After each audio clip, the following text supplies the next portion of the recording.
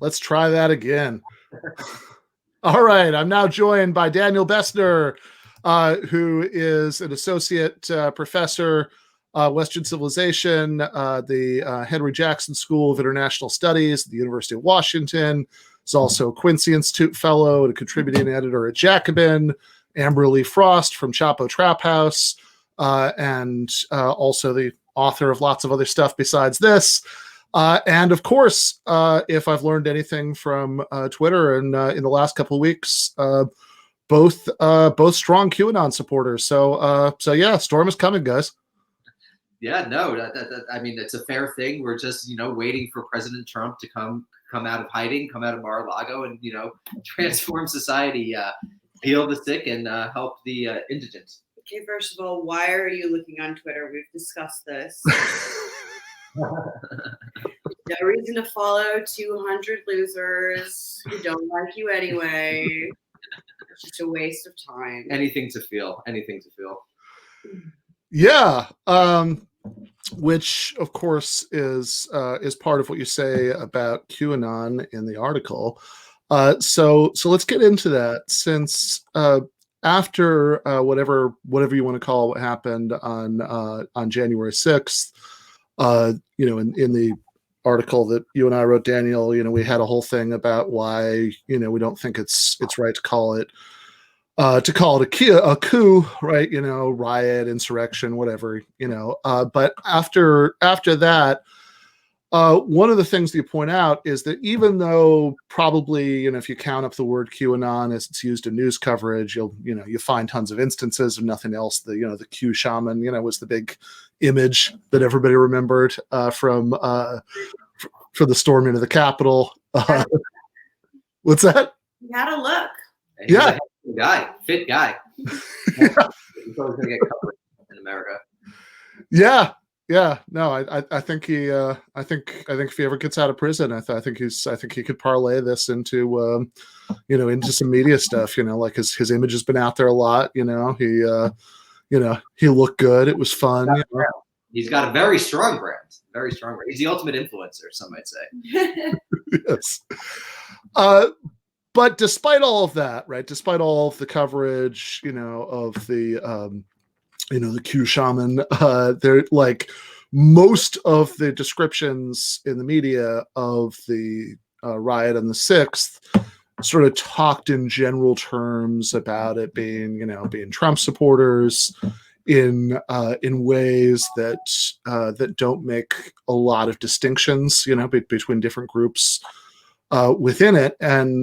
But of course, the massive disproportionate group of people who were at the Capitol were people who believe in QAnon, which is pretty, as you guys talk about, it's a pretty heterogeneous group in itself, but it's also a very specific thing, right? There are something like 70 million people who voted for Donald Trump. There are not, I hope, 70 million people who believe in the cabal of satanic pedophiles that like all Democrats and most Republicans are part of. Okay, I actually would push back on that. Okay.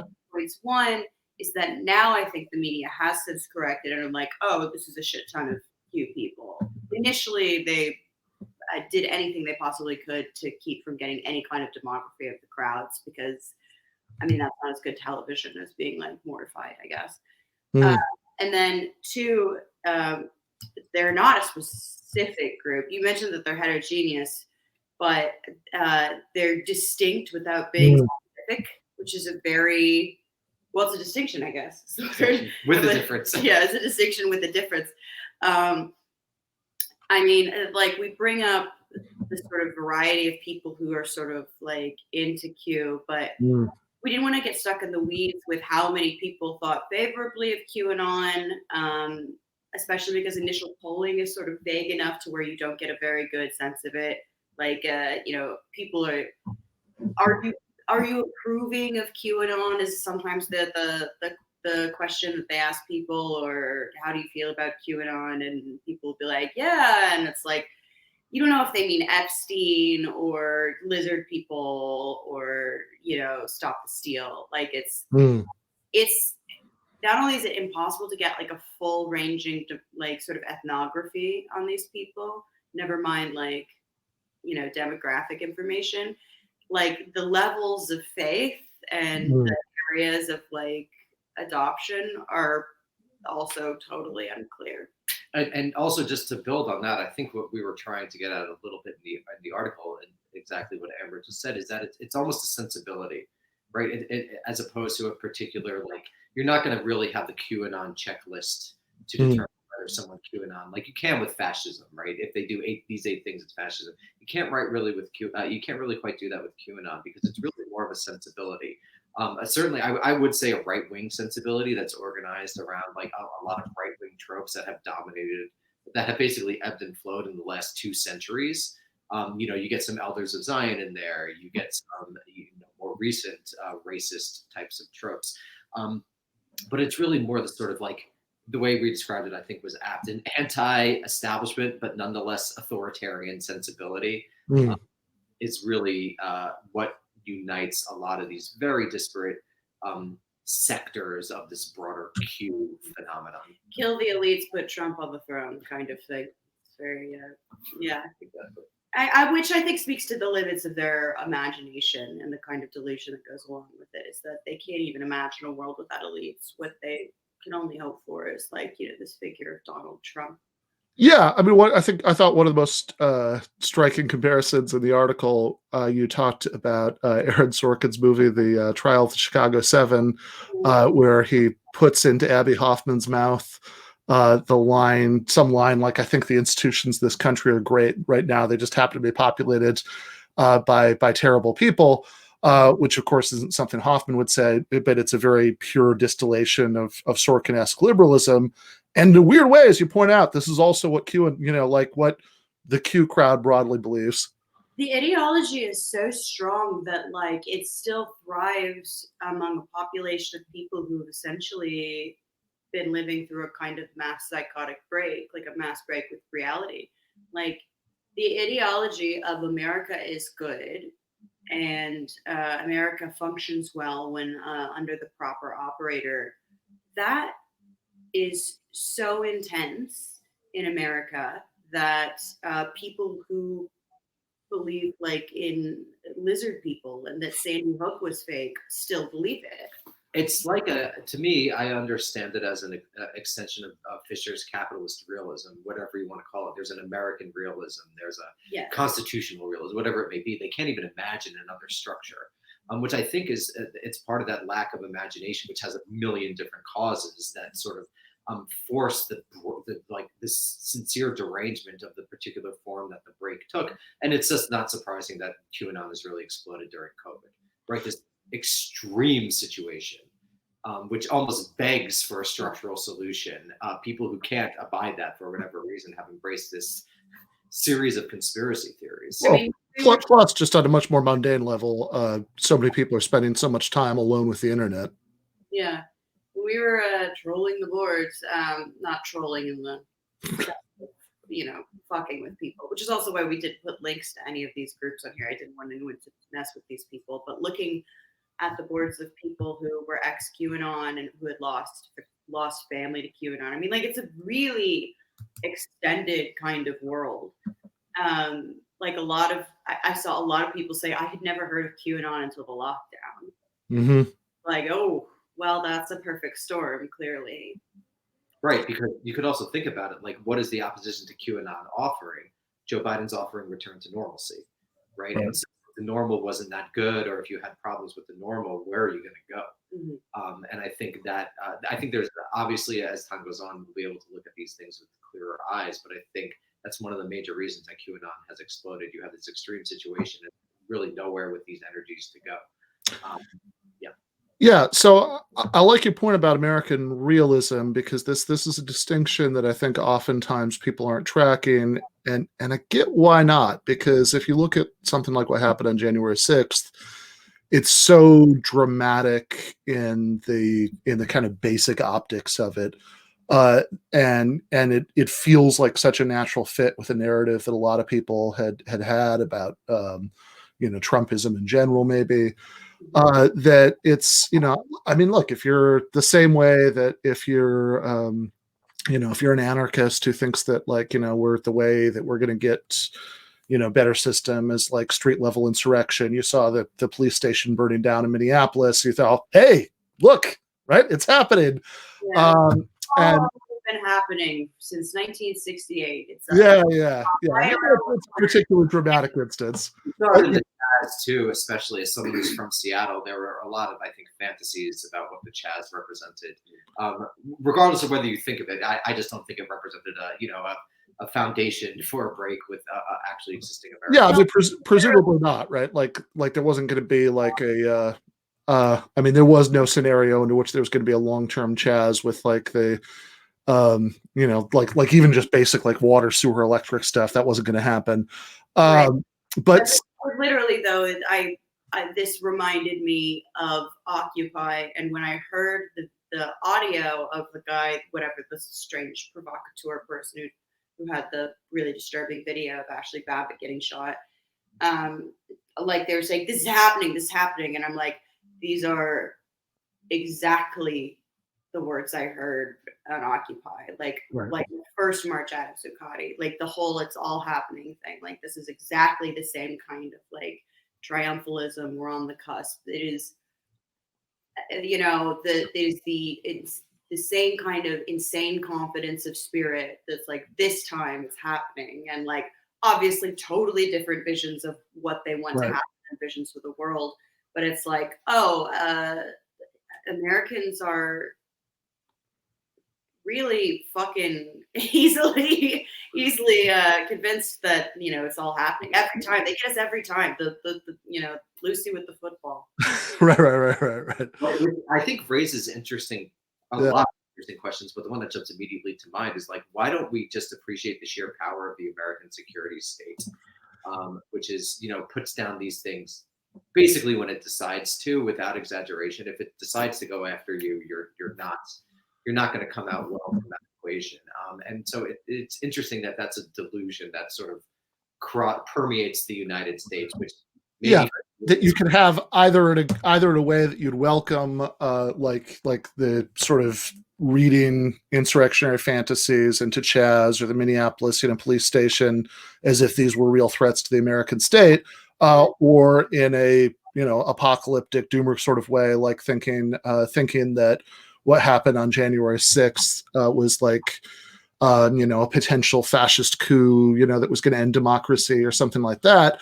And again, if you're just looking at the imagery, and a kind of blurry watercolor of what happened, you can kind of see how somebody could get there, even though, if nothing else, to dramatically underestimating this stability and strength of the American state, which for better or for worse, very often for worse, is not vulnerable to these things. But I think it's also interesting, Amber.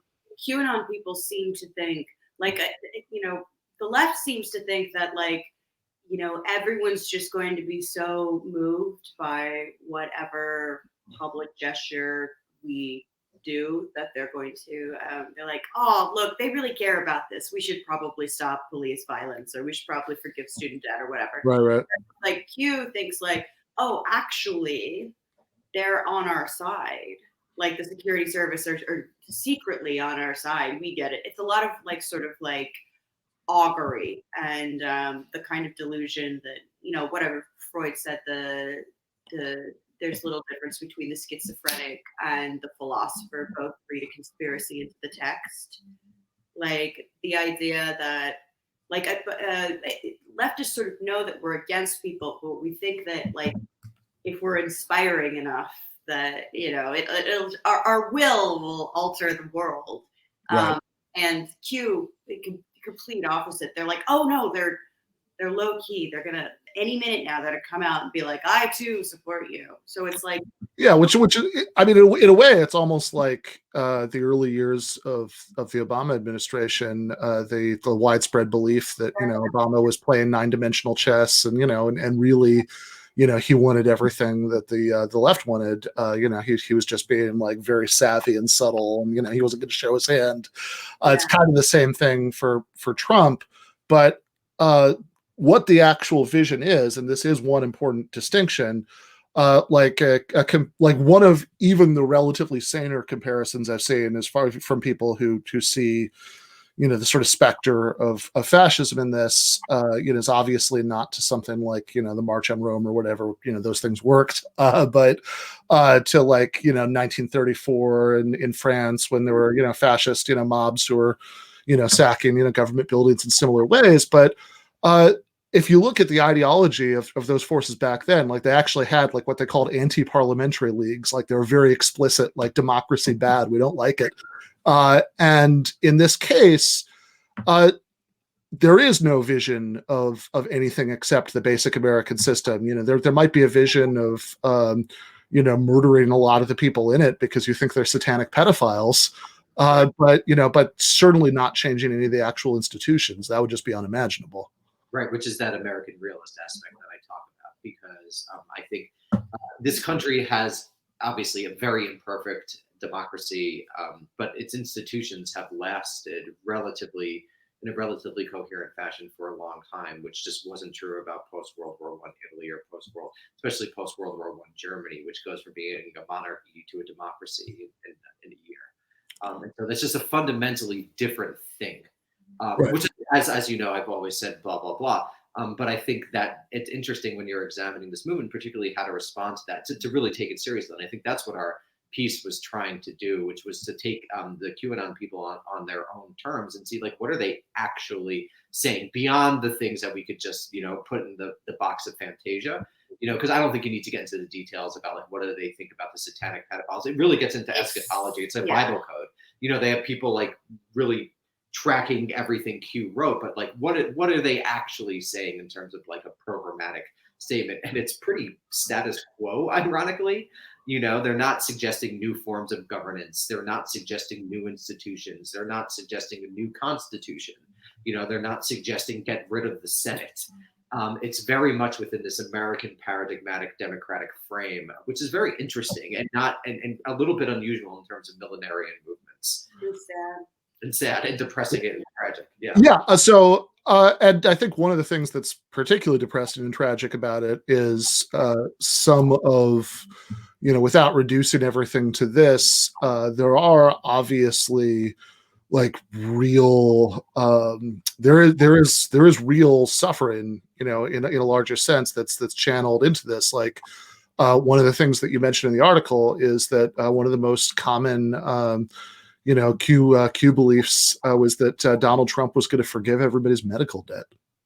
Yeah, it's hard again to sort of do the intellectual history of QAnon, but that is something that definitely perked up with like the second wave, because it's sort of, from talking to Will Sommer and sort of following the coverage as best we can, the original QAnon was the kind of petite bourgeoisie, jet ski owner or like jet ski dealership owner, Trump voter, small businessman, who just, was getting a little loony online. And then there was this second wave of people that exploded under the pandemic. And those people, they were sort of, they pulled from a more diverse sort of group of people than I think the original base, which were more the kind of, straight ticket voting Republican. Yeah, and one thing I think to emphasize just in terms of method is that it's very difficult to know a lot of who these people are because so much of it occurs anonymously online.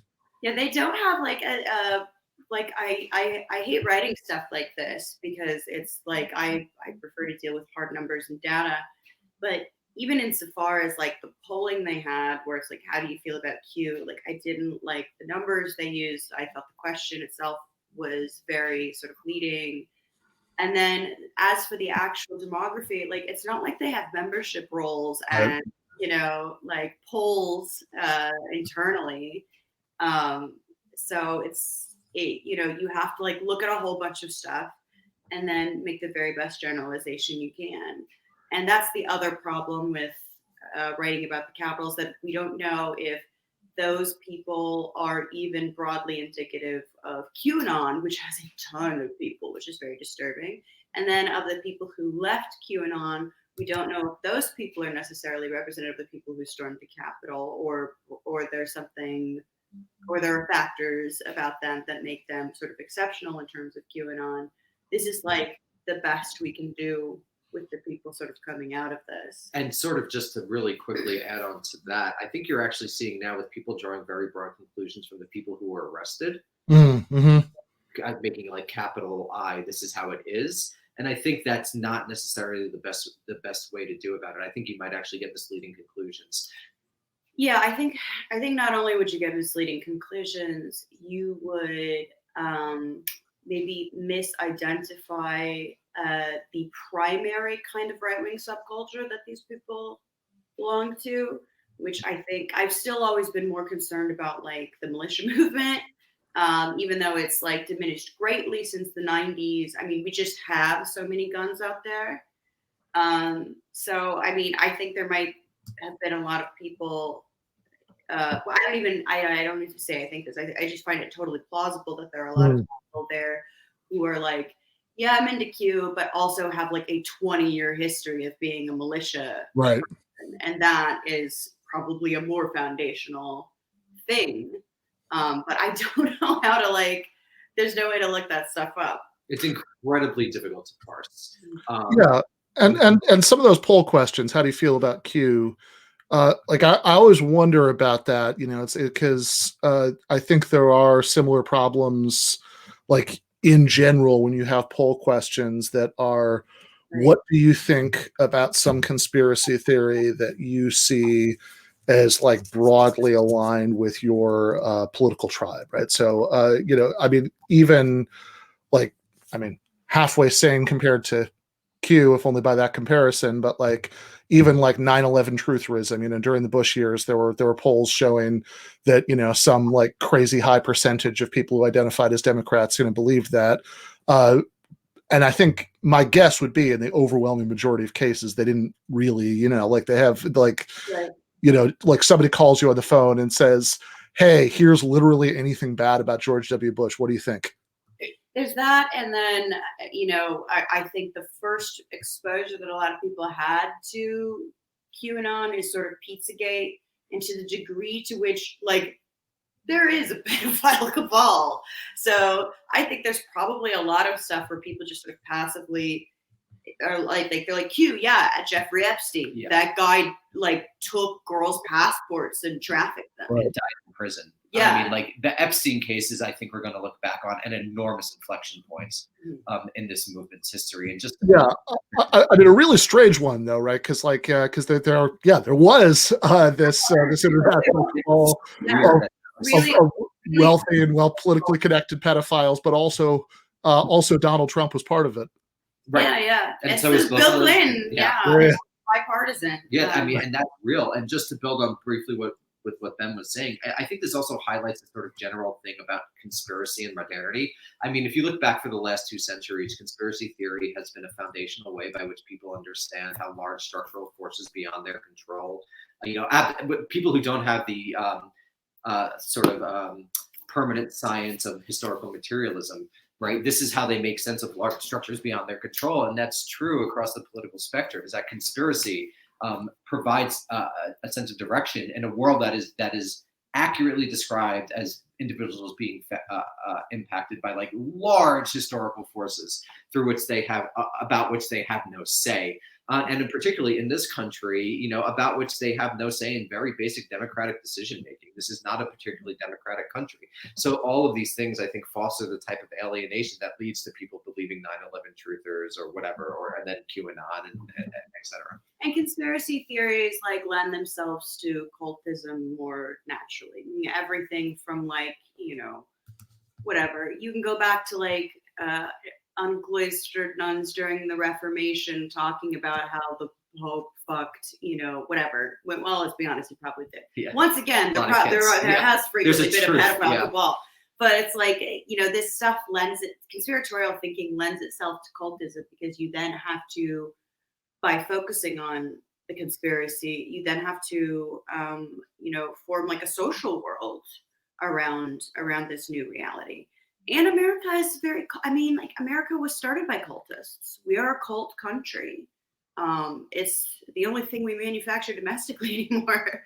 Yeah, I mean, going back to the Second Great Awakening, as far back in the 1700s, right? I mean, this is a profoundly American phenomenon, and that it has expanded as the country expanded, and has been, some might even say, exported abroad. Not to say that Europe didn't have its own conspiracy theories, but the particular form of American conspiracy has become increasingly dominant. And the Puritans are a great example. When you look at the Puritans they were cultists. I mean, having left Europe, and then they sort of gestated over here, and now we export even even crazier evangelicals back to Europe, to South America, to Africa.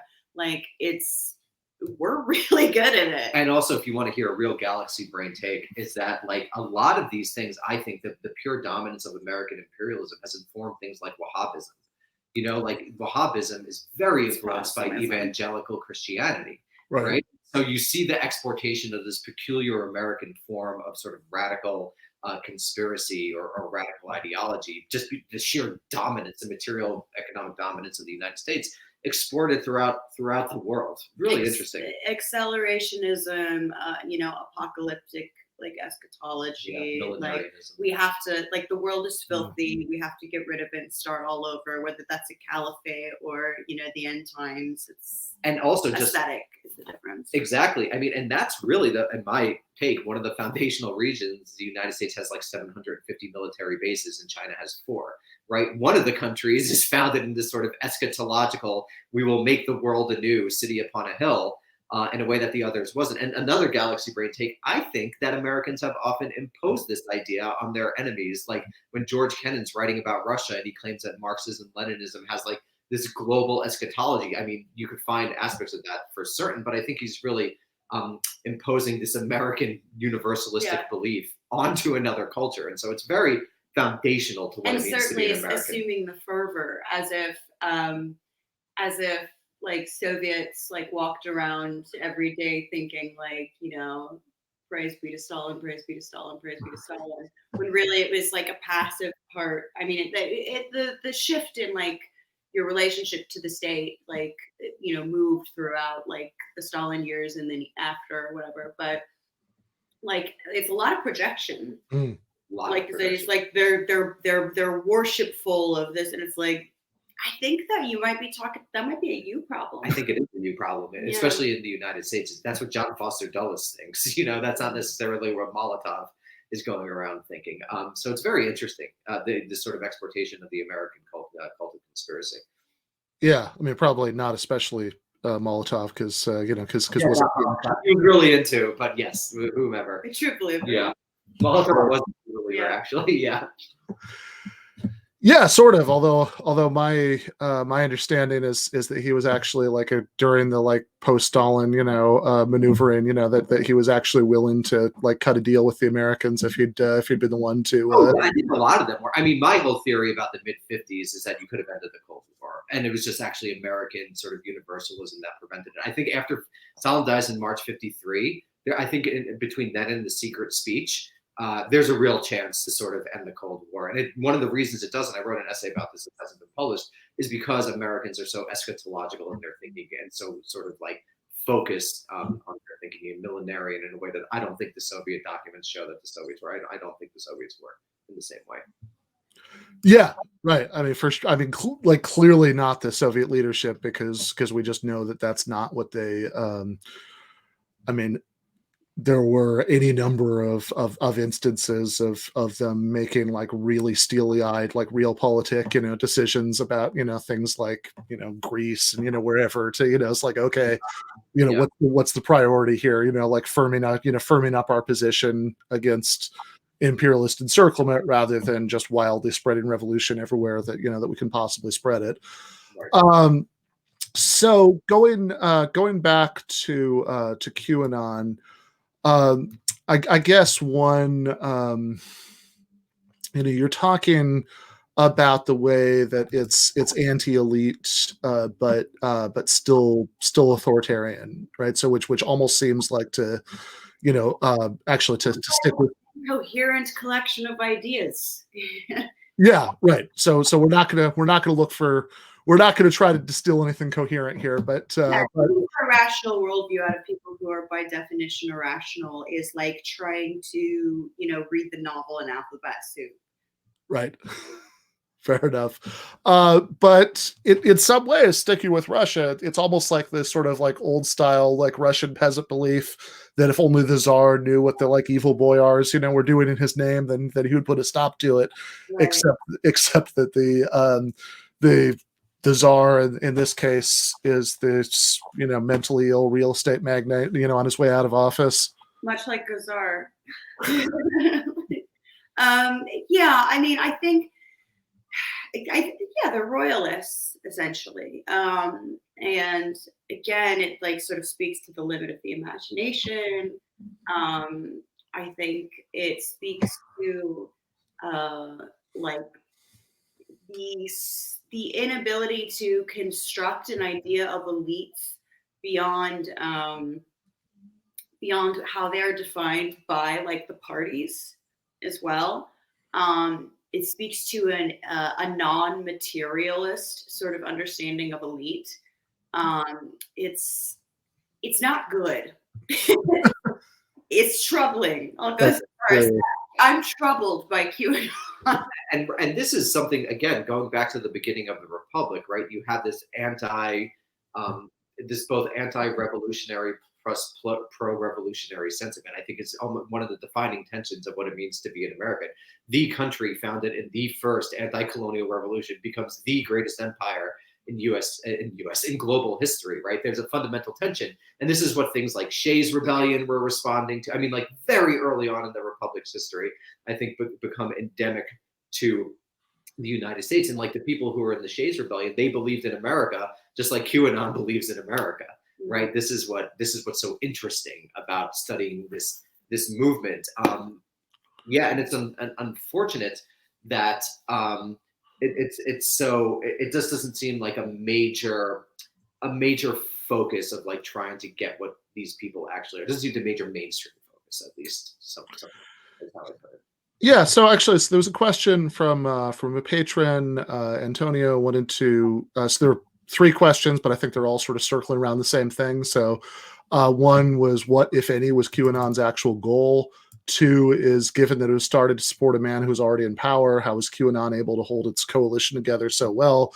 I actually think in your article, you kind of argue that it doesn't hold together quite as well as we might think, without offering anything concrete. And 3, would it have been as successful if it had a coherent political message? I think if it had a coherent political message, it wouldn't be QAnon. This is sort of like when people talk about, well, what if there's like a smart, savvy Trump? It's like, well, then they wouldn't get elected, because what people liked about Trump is that he's a big, lumbering idiot whose only talent is bullying and welching on the check. Like that's I mean, it sounds like I'm sort of using a tautological definition of QAnon there, but like by definition, they cannot have a coherent political program. And that was, I think, on very clear display both during and after the Capitol riot, right? It's not like QAnon had the Port Huron statement or whatever it may be. They don't have their equivalent of that, and that's a reason that they don't have their equivalent of their 15-point program. Or like, to take another radical movement, the Nazis, I believe, had a 21-point program, right? From very early on. QAnon does not have that equivalent, and that tells us something about the movement. And we're to the point now where we're making Nazi comparisons, but not ideologically. No. As another radical movement. Yeah. The ability of the sort of security state to formalize things like militias and like the brown shirts into, like, you can't really do that with QAnon, not just because like they suck at it and they're all dragging around oxygen tanks, but because they don't want to do that. Like, they don't have any interest in it. They, I mean, I'm sure there's, I know for a fact there's some entries from militia types, but it's like more broadly, that's like not on the agenda. Exactly. Which makes it a very sort of strange, like, what did they think was going to happen? Well, I think they kind of thought like there would be a triumph of will. much the way, it's all happening of Occupy or what UFO cult or, activity indicates change or something like that. And just to build on that, I think it would be interesting once we begin to get demographics of these people, because my guess is that in the second wave of QAnon in particular, there were a lot of people who were fundamentally depolitical or apolitical, and that sort of were politicized or whatever you want to call it. Maybe not even politicized, but like turned on in a way by this thing. And you see it with Ashley Babbitt, the woman who was killed at the Capitol, right? She was like super pro Obama because he did great things, and now she's QAnon, right? Is that a properly political person? Maybe, maybe not. I don't know. This, I think, raises interesting questions about the future, particularly once the prophecy failed. And the famous book, When Prophecy Failed. I think there will be some continuing true believers, and they'll get ever more radical. But I wouldn't be surprised if a lot of people return to sort of depoliticized lives. Just a cursory look at the boards of people who have like a loved one.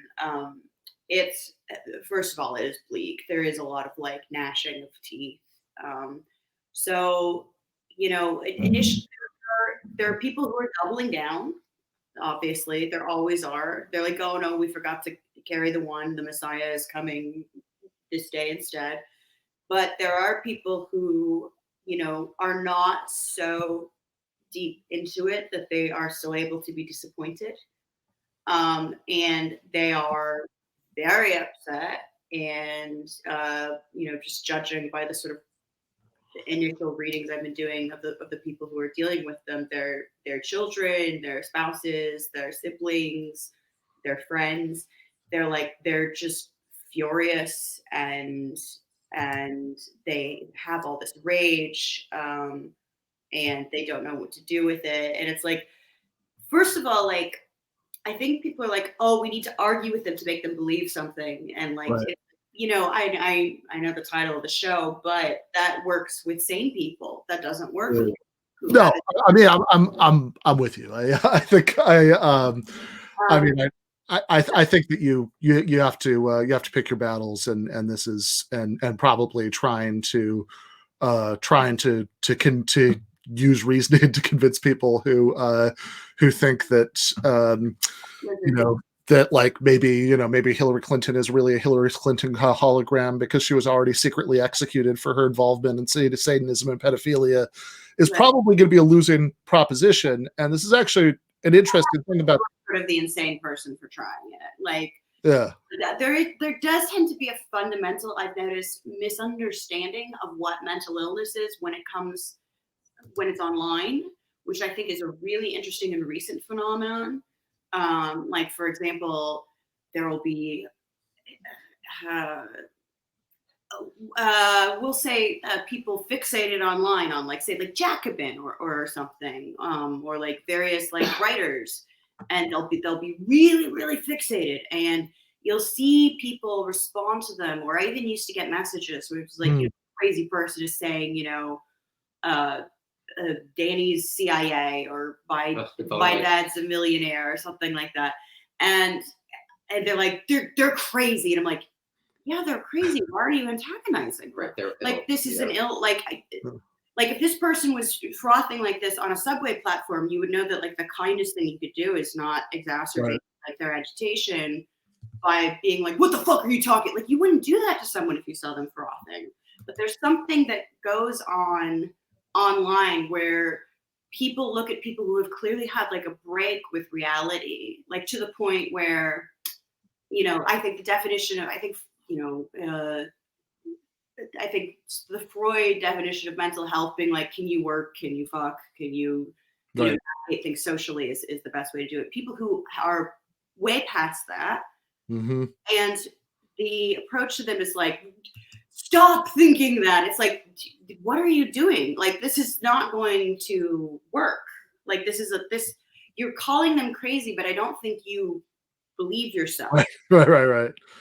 If you really thought they were crazy, you wouldn't be approaching them this way. Yeah. And that's the problem, I think, too, with like the people who are like exiting the, the delusion. One, it's going to be obviously very tempting for them to waltz right back into a different one, even if they're disillusioned with Trump. And two, like, just the rage they have isn't going to go anywhere. So the people who have figured out that what they believed, isn't true. It's not like, oh, those aren't a problem anymore. Those people are still a problem. Those are still a lot of furious people who, I mean, like, it's not like the spell is broken and all of a sudden they're nice, Democrats with a good view, with a good grip on reality. Right. And this is what I think Amber and I were trying to get at when we said that, like, QAnon is responding to a real material social dislocation that has occurred in this country. And I think this is why this sort of rage and derangement is just going to find new channels unless we have a structural solution.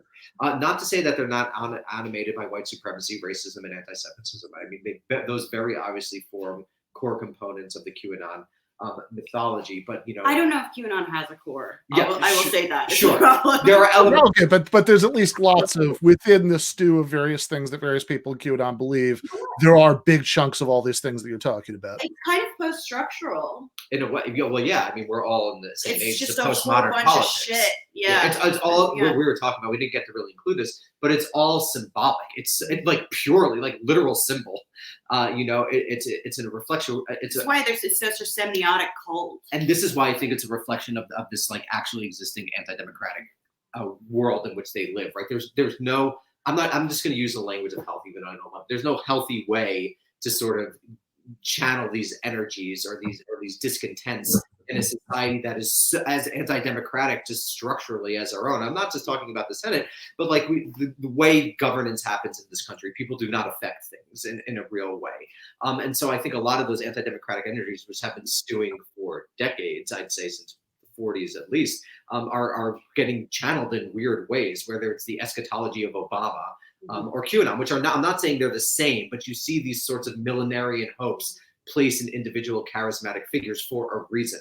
And the fact that there is no center, the fact that they are, for lack of a better word, extremely intersectional. There is no overarching understanding of a material world that undergirds it. It's like, well, you can't talk about Pizzagate without talking about Sandy Hook, and you can't talk about that without talking about the holograms and the celebrity assassination. Like there's no core to it. There's no foundational anything. It's like it's a big knot, which is how we do things now. It's how we think of things now, and it's something that inevitably drives you insane because it's irreconcilable and frustrating and angering. Yeah, especially if, let's say, you're dying of cancer, or your child, broke their arm and now you're $30,000 in medical debt. I mean, these search for meaning in desperate situations. Again, exploded during COVID. It's not. Yeah. It's very obvious. It's not a difficult phenomenon to understand in some sense. Yeah, I mean, so it's both. So it's both the actual desperation caused by COVID and also, I mean, I think there's a lot that happens the last year that, I mean, just on a don't overthink it level, is just a result of a lot of people being really, really stir crazy, because they don't have normal outlets. They're not, they're not going out, maybe they have to go to work, but if so, they're going straight home. And for people, like the lockdown has not been good for people's mental health. And I think, for all the kind of progressive, like, we need to talk about mental health, like, thing. It's like, dude, that, like, when people are actually crazy, not just like they're irritable and want you to use a certain tone of voice when they talk to them, but when people have a break with reality, they're not pleasant. Like, it's not, they're not necessarily sympathetic. Like, real crazy doesn't look like, going around asking people not to invoke their trigger warnings or whatever. Real crazy looks like QAnon.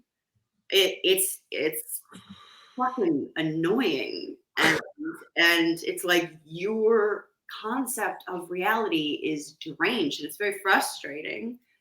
But it's like there's almost like this total, I think as mental illness has become like an identity, it's turned into, for sort of progressive types, mental health has turned into sort of a I don't know, like something that well, whatever, it's an identity, where as opposed to something that that we all are kind of only temporarily having access to. You know, there but for the grace of God. I don't think I'd go QAnon, but God knows I could.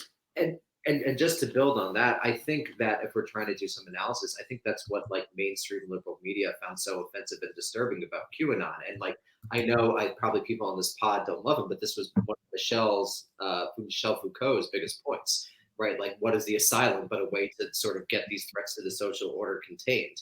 And I think what we've seen, particularly the January 6th riot, is a lot of these disturbing, at least, I don't think in terms of actual overturning, but like just the very existence threatens the type of world that the liberal media wants to be real. And so when QAnon is on the scene, it just shows that the world isn't that way. And you kind of want to sequester them, whether discursively or in literal spaces. And that's why I think you're going to see the estate really crack down under Biden. I think Biden's going to basically give whatever underling the go ahead, and you're going to see serious infiltration and serious cracking down on this group in the next year. Yeah. So you mentioned in the article, you quoted my Congresswoman Elisa Slotkin, talking about how the biggest threat to national security was domestic, extremism, and we haven't seen the details yet, but there have been certainly at least a lot of calls, and actually even before this happened, like before January 6th, Biden, had already made some noises about how, we should have new domestic terrorism laws. Mm-hmm. And so it does seem likely that we are going to have some version of something. Already, domestic terrorism has been promoted to a position on the National Security Council. Yeah. So at every National Security Council, at every National Security Council, there is now an expert who is expected to talk about domestic terrorism. And as we all know, as academics, when you're expected to talk about something, whether you're criticizing an article or not, you're going to have something to say. Right. So I think that you're going to see a lot of these, a renewed focus on domestic terrorism, which of course plays into these all long-standing tropes that provide a lot of money to surveillance companies, to tech companies, to military contractors and stuff. So it'll be another way, as the war on terror, as Islamic terrorism never really, rose to the existential threat that people thought it was.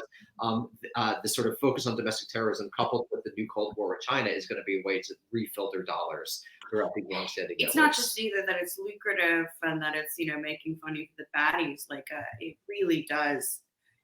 It's very bad when neighbors are suspicious of each other. It's very bad. There was something like, the number of people that just were tipping off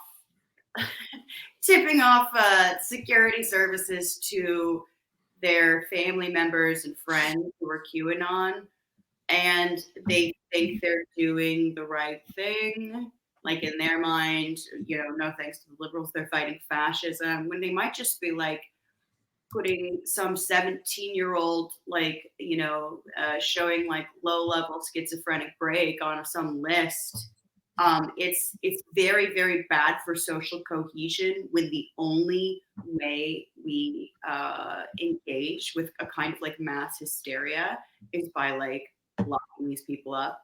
And not only does it not make them less crazy, yeah, right, it doesn't do anything to stave off the. And what's really interesting about that in particular is if you go back to the 90s and you look at sort of liberal messaging in movies or sort of TV shows or the media about like what was one of the things that was so horrible about the Nazis was that, brother turned on sister, and in the movie Swing Kids, there's a scene where like this guy like tells on his family, and it's just viewed as like the ultimate betrayal. And it's kind of ironic that this is now promoted as this like great social good, which actually tears apart the social fabric and provides no empathy for people who might be, not in all cases, but in some cases at the very least, might be deserving of serious empathy. Yeah, and snitching for the security state has become like sort of a left-wing virtue. It makes, it's another reason that I think it's essential to sort of like divorce these people from some kind of like political project, because the thing is, if they were like, and I obviously there's going to be some weirdos in there like that are more active than others, and like look, if your friend is cleaning a gun in the basement, you should probably do something. But the majority of QAnon, and there are a ton of people, are just fucking nuts and weirdos. Yeah, posters. Yeah, they're posting, they're online. They're fucking bored and locked up from a pandemic, and increasing the sort of general suspicion towards other people. You see this as well with sort of pandemic thought. People are, they've so many sort of like middle class weirdos have become cops, and they take pictures of people not wearing masks, of like children not wearing masks, and it's like, okay, like you're a pervert. And everyone who takes more precautions than them is a nut, and everyone who takes less precautions than them is a nut. Meanwhile, let's be perfectly honest, no one knows exactly how this is transmitted. Like we're all just doing our best. And there's no sense that we're all just doing our best. There's this like, these people are traitors to the, these people, you're killing people. Some random nutbag online who like half believes in aliens is now a Nazi automatically. It's very dangerous, and it's very bad for social cohesion when people become suspicious of each other. And just very, and I'll let you, and then I'll stop. But I mean, and liberalism is not anti-security state, right? I mean, this is what the focus of my academic scholarship. It never has been. But even more recently, in the sort of Trump era, you see the valorization of people like Comey and Miller, whatever, however you pronounce it. And I think that, and so we're seeing again the fruition of that. Like it's anti-George W. Bush when he's in office, but the second he's out, he's like, brought back it's rehabilitated entirely. They like showed him with Obama, and look at all the presidents together, which again, it shows how clueless these people are, where they're like, look, everything's working fine. The people from the opposing parties are working together. And it's like, do you understand, to normal people, that's what we would call a cabal. Yeah. That is like, oh, they don't even like, for liberals, it's reassuring that there is no political adversity. For normal people, for people suffering, they're like, you're not even fighting that guy? Right. Yeah. Regardless of side you're right. And that has been the overwhelming, like, I mean, in Biden's inaugural address, he compared bipartisanship to the end of slavery as the defining cause of his presidency. He said, he said this when Abraham Lincoln signed the Emancipation Proclamation. He said if he was remembered for one thing, it would be for this. His entire soul is in it. Well, my entire soul is in this. And then there are like 4 paragraphs above like prose poetry about unity. Which is just the Cold War politics, right? I mean, this was the conscious choice made by both elites of both political parties in the 1950s to sort of stabilize an emergent American Cold War state. And so it's not surprising that Biden, who is probably the last president we'll have that was fully raised in that context. No, you maybe continued the sentence longer than it needs to. But the last president. But it's not surprising that this would be his sort of political eschatology. This is his political vision, right? And this is why he's so unsuited to the moment in so many different ways, and that ideologically is a profound one. He's suited to combat the moment. I mean, he's suited to tamp it down, which is, I gotta say, the comparison to abolition is quite. I didn't think I was capable of being offended. That's kind of. It's crazy. That's offensive. Yeah. It's ridiculous. Yeah. So I think this is a pretty obvious point, but just because it's one that I think is worth making every time the subject comes up. You're talking about the expansion of the national security state, concerns about domestic terrorism, et cetera. Something you say in the article, and like I said, I think deserves to be said over and over and over again. Is that it should be just blindingly obvious that any sort of expanded focus on domestic extremism or certainly new police powers or anything like that is not just going to be used against these people. I mean, as hard as it is to remember, because this feels like something that happened decades ago. We were talking about Chaz earlier. That happened last summer, and it just should take no imagination at all to see how anybody who could be linked in some way or accused of inciting, like activists beating up Proud Boys in Portland or whatever, could be could be branded as a violent domestic extremist. Totally. And I think additionally, one of the arguments I hear from older Reds or whatever is like, well, they're going to do it anyway. And it's like, okay, yes, but the justification and the public support for this is a secondary a secondary casualty. Like, people convincing themselves that the only way to deal with this problem is to like lock up a bunch of nut jobs and repress things. That's the kind of thing that can change people's attitude towards public dissent for like generations. And regardless of what we're capable of influencing in terms of what the state does or doesn't do to crush, any kind of civil liberties, like, we at least want to maintain a popular opinion that civil liberties are a good thing, because that's going to be a whole other problem if people adopt a very it's the one thing we have left in America that is like broadly popular. They're the only rights that Americans are familiar with, that we're proud to have. They're not my favorite rights. I would rather have material and security rights. But civil liberties are the only things that we can hold on to. And they're some of the only things that we can sort of agree broadly as a country are important and a part of a healthy political system. Now, granted, we're missing some also very other important ingredients, but like we can't let go of that. It's the last thing that we have. And just to build on that, I mean, thinking about the right to protest and what could come after this, think about the occupation of the Wisconsin state capitol. Right. I mean, like, that can never happen again if the response to this is promoted by the left, however construed. We saw how successful that was. No. Well, that's a different question. Once again, it's important that we're all on the same page. That it's as the broader population to be like, no, there are times in which it makes sense to question the state's authority, and that is our right as Americans to do it. I mean, that's some of the only kind of like civic mindedness that is actually progressive, but can be used by the right of the left. And certainly, if the left abandons it entirely, the right are going to be the only people defending it. And also historically, what kind of separates American socialism from Eastern European or Soviet socialism is that focus on these individual civil rights, which was not as big a thing, to say the least, in the former. Well, it didn't exist. It didn't exist under the Tsars. Exactly. So, like, why would it pop up under communism? Totally. But I think this is like kind of American socialism's big contribution. Yeah. Is like this focus on sort of these American individualist Bill of Rights types things, which again, has mostly been used for anti-communism. Yes, but also of course, it has. Although it's also been used to resist, anti-communist repression. Which is complicated. But it's really our contribution, so we should hold on to that. Yeah. It's good, and again, it's one of the few things that Americans can sort of agree on. Is that like we see the one time we recognize tyranny is when there's sort of some sort of repression of freedom of speech.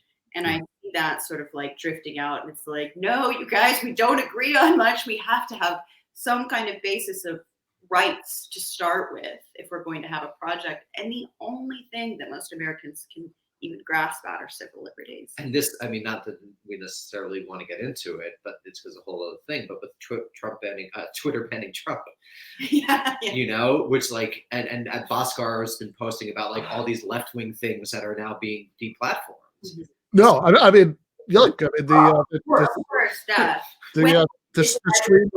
stream we did on this channel on January 6th was taken down. And the email from YouTube said it was because of a rule against spreading disinformation that fraud impacted the outcome of the election, which of course in that case is pretty straightforward to see what's going on. That even though obviously that's exactly the opposite of what was said, the algorithm picked up a bunch of keywords and they've already and also like private citizens or whatever. Just random accounts like that they're just using an algorithm to sort through. Now, the fact that I can see a lot of people being like, oh, that was just initial, whoops, you got on the wrong list. You got on the bad guy list. And it's like, understand you are on the bad guy list. Right. Exactly. Yeah. Right. So both are true. That like one good objection to a lot of the tech censorship is precisely that it is such a blunt instrument, and it's going to catch up so many unintended, targets, and that itself is a good reason to have a problem with it. But then the other thing is too, related to what we were saying about Chaz and Portland and all of that stuff. There's no way that long term these aren't also intended targets. But I did want to get in a couple other questions from patrons. One of them was about from Jeremy Salmon asks, how accurate does Robert Evans' reporting and commentary on this seem to be? I'm actually not familiar with any of that. Maybe one of what was Robert Evans's? Robert Evans, the film guy who killed people. I don't think that's who they're talking about. I think they must be talking about something else. Which is a great, which although yeah, I love that book. The Robert, completely unrelated to the subject, but Robert Evans' memoir is hilarious. But I coverage that we've been. I mean, like I think Will Sommer has been like the person who's been most honest about like, well, this is what I saw then, and this is what I saw here, and who was careful enough to be like, the assumption is this, but we actually don't have any way of proving that. Like he's very good at qualifying all of his research, and very good at just sort of pointing out like, this is an ethnography, this is the best I can do. Because they don't have roles or dues, or they don't pull membership. Like I think he has very good coverage and has been following it for a while. There's also a woman at Rolling Stone who I think is doing a lot more sort of intensive digging, who's very good. I can't remember her name. It's 2 letters and then a last name. But that's been very good. I've read like most of the stuff that she's done. I don't necessarily like jive with her characterization of the broader picture, but she's like doing her due diligence as a journalist and like looking at what these people are saying, trying to get like at least some sampling of the response. Like that's the best. Those are the 2 I think best. Yeah. So Will Sommer, you had a couple of really jaw-dropping things that were quoted from him in the article. One was about somebody who was dying of cancer, who said that there was a cure for cancer that the deep state cabal had been hiding, but don't worry about him. He'll be fine because Donald Trump is going to release, the cancer cure soon. And also a woman who had a child, special needs child, who wasn't getting like adequately taken care of at their school. But again, she thought that, Trump was about to soon release the secret cure for Down syndrome. Right. Exactly. Is, totally depressing, but yes. Saddest fucking thing I've ever heard. Total alienation, total dislocation in a world that doesn't help them. And they're right that the world doesn't help them. It doesn't mean QAnon's right, but I mean, you have to be honest about what they're saying. And it is kind of a funny thing too, where you're like, well, let's point out that they're correct about this. People are like, why would you ever say that they're correct about anything? And it's like, well, because I'm committed to the truth. Right. And also, do you want to condemn QAnon, or do you want to make them obsolete so that the phenomenon goes away? Because you really can't do both.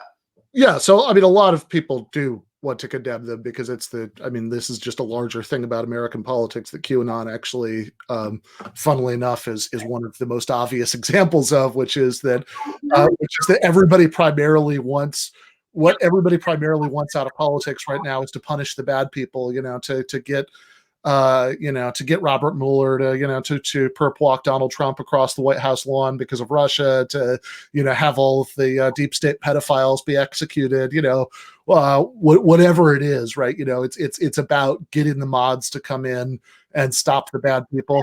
And there's a real resistance to trying to look at the sort of like political landscape of a fracturing right and broad right and sort of broad populist movements, because people are like, if we know something about them, they'll trick us into becoming fascists or something. And it's like, okay, I feel like my politics are pretty rock solid. I mean, like the basic foundations, I adjust as I learn more information, but I'm not worried that learning more about QAnon is going to make me QAnon. That's not how it works. And these people seem to think that if, a insufficient fear of or condemnation of something is, it's signified by any attempt to understand it. And the only thing that you can do when you talk about something like QAnon or like before it was the alt-right is be like, they're bad, bad, bad, bad, bad. And it's like, okay, yeah, but like, you seem to be really enjoying your panic and your scolding right now, but this is going to be an issue. So maybe a little bit of stoicism and like analytical thought is in order, because again, the right isn't just some sort of trajectory of like, conservative to Nazi. It's not like a gradient system that people are always on a sliding scale. It's like this weird constellation of different interests and like weird beliefs, and some of them are more flexible than others, and like they have incredibly like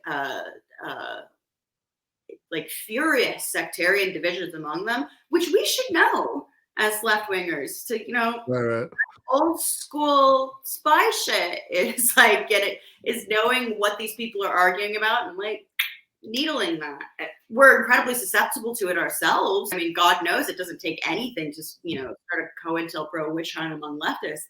But we have apparently not made any attempt to be like, did you know that the flat earthers don't believe in the lizard people? Well, come on, get in there. And they're paranoid people. They should be very easy to split up. And also just to build on that a little bit, I also think that one of the reasons that people don't want to investigate this is that I don't think modern liberalism has a particularly positive program. So, and I think for very specific historical reasons, and I would point people to Dorothy Ross's two new essays in modern intellectual history, which goes to why liberalism was denuded of the social over the course of the 20th century. But I think that's what that's resulted in is liberalism being primarily negative. And so to begin to understand this movement on its face is to basically deprive liberalism, like capital L, of its enemy. And liberalism needs an enemy in order to continue functioning, because its basic premise is that things can't get better, but if you don't go with us, things will get worse.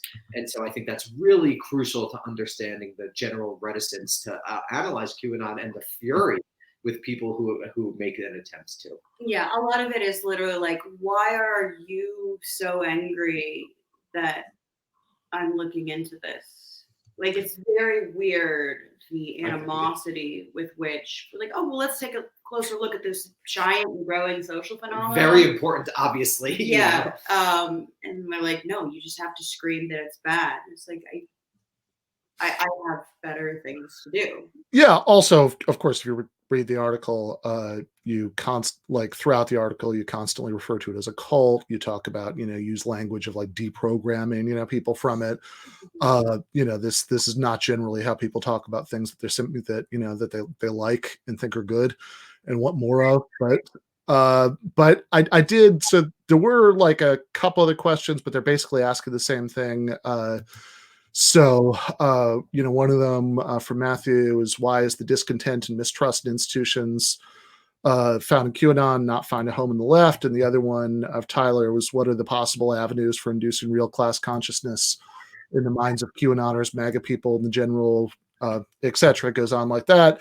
And I think that maybe before I throw it to you guys, there's a distinction that's worth making here, because if the question is, how do you get people who are like deep into QAnon to not believe that and go start like DSA chapters. Yeah, go join DSA, and and all put all the energy that you did into into Q posting, into into Jacobin reading groups. That's not going to happen, and I think you're very clear on that. But that's maybe not quite the same question.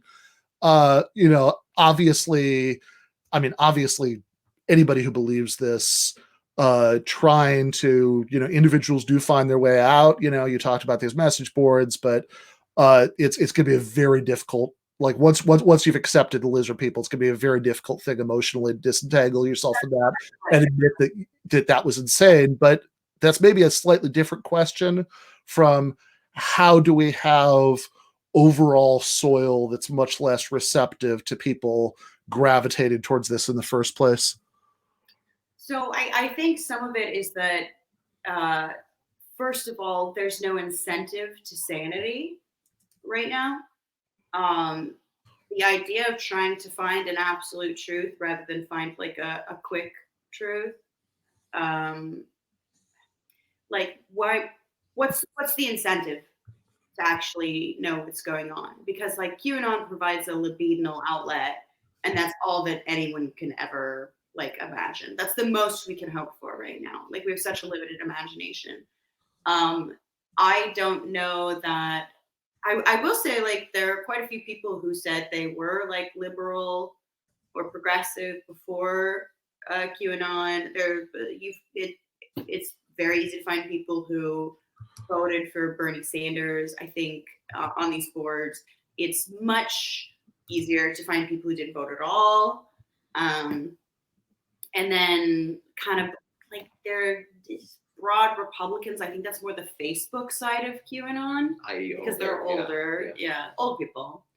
But like, yeah, there's not going to be a program to convert the heathens or something. That's not really how it works. Yeah. The stuff that we have in there about like how to interact with people is just basically, I added it because I think I do have like basically like a kind of a social work responsibility to be like, remind people that like as a cult, like if you are in a situation, like the people who are, who have left, and sociologists and psychiatrists or study cults like have these things. So like the idea that the idea that you just need to like call, I want to tamp down on the idea that you just need to call the fucking FBI tip line on your loony high school friend. It's like, please don't do that unless you're planning something. Yeah, if they're like violently dangerous, then do it. But, and also, but other than that, it's just going to get them deeper into it because check it out, the deep state is coming on coming down on them. You certainly forfeited any ability that you have to to help them out in those cases where that is possible. Also, I think it's important to point out, I mean, there are literally people in like the Guardian being like advising like hate group specialists who are advising people to cut off contact with their relatives who have like, and I'm like, that is incredibly irresponsible and cruel and cruel. And also like, look, if they weren't like cleaning a gun then, they are much more likely to be cleaning a gun now. Like your role in relationship to these people is to provide like some kind of tether back down to reality as best as you know it, and then like intervene if you think they're actually going to hurt someone. But ultimately, like so there's not going to be any like individual case by case deprogramming program or whatever. The main thing is that like we need something more attractive for them to go to, and like life needs to be better. There needs to be some incentive for sanity. Like what do you get out of knowing what's going on in the world besides despair and frustration? Right. We have to offer something where they're like, oh, I mean, like it's not really conscious for them to be like, I should actually figure out what's really going on if I want to be a part of a project that works. And the thing about Q is that it promises you something that's going to work. It doesn't. But the left insofar as it's like the 200 people online who are supposed to be like, representing it, are really offering positive projects. Yeah, and I would just in brief, I just say QAnon is a social problem, at least in part, perhaps overwhelmingly. Yeah, I mean, if nothing else, it's certainly like obviously different people gravitate towards it for different reasons. You guys make a lot of those distinctions in the article, but certainly there are at least some people who seem to be at least partially gravitating it towards for reasons that are pretty obvious, like pretty obviously say something about both unmet material needs and the general lack of democracy in American society. Like, this is a pretty, basic bitch kind of leftist point, but like, wow, like the only way you could imagine to get like medical debt cancellation is to have like the Messiah do it, for as part of his secret plan, that you can't even conceive of having some sort of political movement that would actually accomplish something like that democratically. Yeah, there's no broader thing, particularly after Bernie, that promises you any such thing as redemption. I would also say that there are more than one people who joined QAnon specifically, or joined. Makes it what it is. But there were multiple people who said, I saw what they did to Bernie Sanders. And it's like, this is what happens when you steal from Bernie. You get a QAnon. So replace the God. We're hoping that QAnon will in the future replace the Godhead of Trump with the Godhead of Bernie. Yeah. Power, put Bernie on the throne. Yeah. That's what we're coming out of. No, I'm just kidding. But it's a very difficult social problem. Yeah, you don't need to say you're just kidding. Anybody who didn't get that is not going to. Whoever takes this out of quote as it's read at my Senate confirmation. Absolutely. Yeah. This is you gotta kill that person in your head. Is like, if I just clarify enough. Yeah. If they don't want to understand you, they won't. Like, so fuck them. And also, I have to say, not qualifying things, little trick. When people go after you and say, oh, what they actually meant was they support QAnon, normal people look at them and are like, oh, those are the assholes. So it works double well. You bring in the normies by talking like a normal person, and you alienate the lifestylists and subculturalists because you know what I meant. Fuck off. Well, fair enough. Anybody who actually does want to know what you meant should read the article. It's a really interesting, really smart take on where this comes from. What if anything we can do about it, although it's certainly not a super sunny prognosis. And I think there's a lot that we haven't even gotten into about. I really like the shout out to Michael's work on the ways in which this really shows that people need this kind of sense of connection, that there's a what we can even call a spiritual component to the problem here, although obviously that does get back to politics, because even if some of this desperation is just human stuff that would exist in any society, it's all just on steroids and in the kind of neoliberal hellscape that we live in right now, especially the neoliberal hellscape that we live in under the pandemic. So really like the article. Thank you guys for coming on. Thanks, Ben. Thanks, Ben. Bye, everybody. Bye.